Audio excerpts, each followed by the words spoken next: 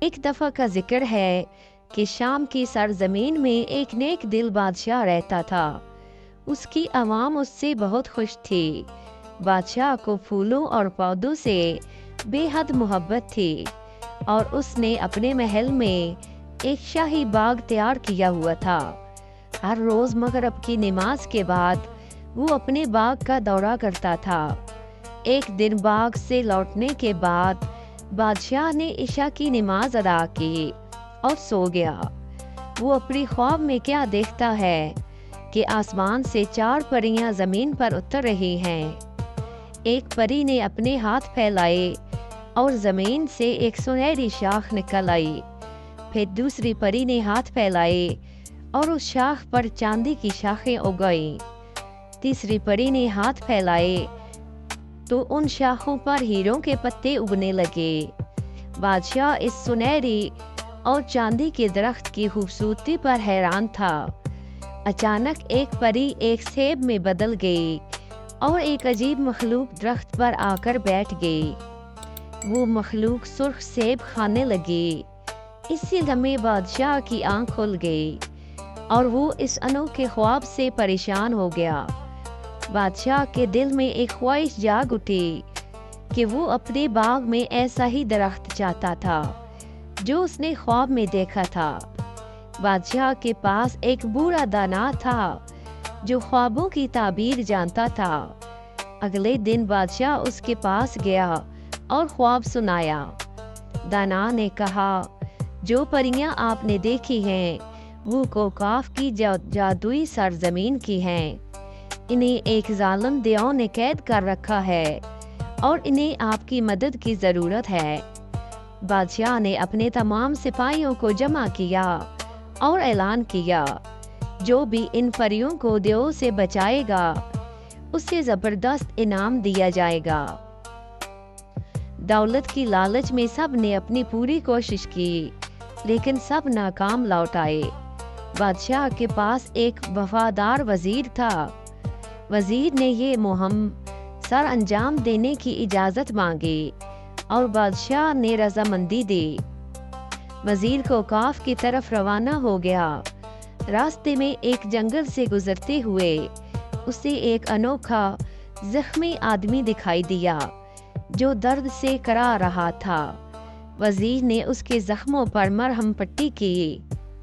زخمی آدمی نے شکریہ ادا کیا اور پوچھا کہ وہ کہاں جا رہا ہے۔ وزیر نے اسے اپنی منزل بتائی۔ زخمی آدمی نے خبردار کیا کہ دیو بہت خطرناک ہے۔ میں ایک منتر جانتا ہوں جو آپ کی مدد کرے گا۔ یہ آپ کو جانوروں سے بات کرنے کی صلاحیت دے گا۔ اس نے وزیر کو منتر سکھایا اور اپنی راہ چل دیا۔ کچھ آگے جا کر وزیر نے 2 مچھلیوں کو ایک تالاب کے باہر دیکھا۔ ایک مچھلی نے کہا، اے انسان، برائے کرم ہماری مدد کرو، ہم مر رہے ہیں۔ دوسری مچھلی بولی، یہ ہماری زبان نہیں سمجھے گا۔ لیکن وزیر نے ان کی بات سمجھی اور انہیں پانی میں واپس ڈال دیا۔ انہوں نے اس کا شکریہ ادا کیا اور دعائیں دی۔ جلد ہی وزیر نے کچھ آوازیں سنی۔ اس نے غور کیا تو پتہ چلا کہ چیونٹیوں کی ملکہ اپنی کالونی کو خبردار کر رہی ہے کہ قریب آتا انسان انہیں کچل دے گا۔ وزیر مسکرایا، احتیاط سے ایک طرف ہٹا اور انہیں گزرنے دیا۔ جب وہ کوکاف کی طرف پہنچا تو اس نے ایک بونا جھاڑیوں میں پھنسا ہوا دیکھا۔ وزیر نے اسے آزاد کیا اور بونے نے شکریہ ادا کرتے ہوئے اس سے اس کے مقصد کے بارے میں پوچھا۔ وزیر نے اپنی مہم اسے بتائی۔ بونے نے کہا، میرے پاس ایک جادوئی چادر ہے، اگر آپ اسے پہن لیں تو آپ غائب ہو جائیں گے۔ یہ آپ کو دیو کا سامنا کرنے میں مدد کرے گی۔ بونے نے چادر وزیر کو دے دی اور وزیر نے شکریہ ادا کر کے اپنی راہ لی۔ آخر کار کوکاف پہنچا اور ایک شاندار محل دیکھا جس کی حفاظت 2 عجیب مخلوقیں کر رہی تھیں۔ اس وزیر نے چادر پہن لی اور غائب ہو گیا اور محافظوں کے پاس سے گزر گیا۔ تاہم محل میں ایک ہلچل مچ گئی کہ کوئی اندر داخل ہو گیا ہے۔ اونچا دیو بہت غضبناک ہو گیا، لیکن اس سے پہلے کہ دیو کچھ کر پاتا، وزیر ظاہر ہوا اور سکون سے وضاحت کی کہ وہ کوئی نقصان نہیں پہنچانا چاہتا، وہ صرف پریوں کی آزادی چاہتا ہے اور اس کے بدلے میں کچھ بھی دینے کو تیار ہے۔ دیو ہنسا، لیکن وزیر نے اسے یقین دلایا کہ وہ ہر شرط پوری کرے گا۔ دیو نے اپنی انگلی سے ایک خوبصورت انگوٹھی نکالی اور اسے دریا میں پھینک دیا۔ دریا میں پھینکتے ہوئے بولا، مجھے یہ انگوٹھی صبح تک واپس چاہیے۔ وزیر دریا کی وسعت دیکھ کر پریشان ہو گیا، لیکن اسے مچھلیاں یاد آئیں۔ اس نے انہیں پکارا اور صورتحال سمجھائی۔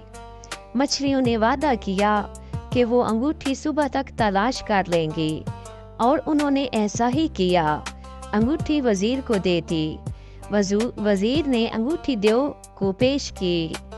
دیو متاثر ہوا، لیکن رکا نہیں۔ اس نے ایک اور شرط رکھی۔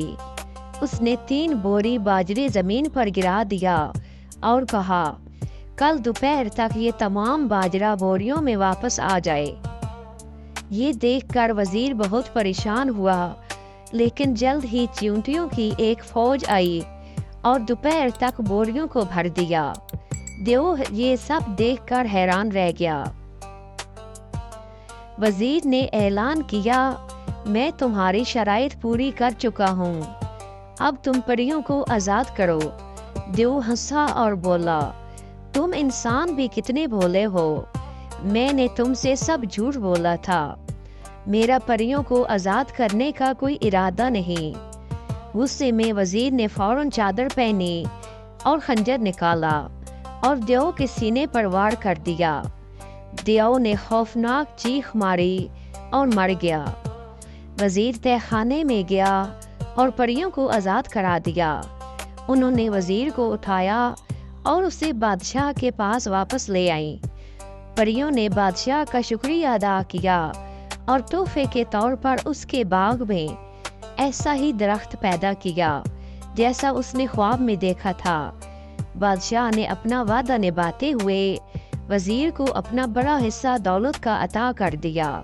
پریاں خوشی خوشی اپنی جادوئی سرزمین پر لوٹ گئیں اور بادشاہ بھی خوشی سے اپنے محل اور اپنی رعایا کے ساتھ رہنے لگا۔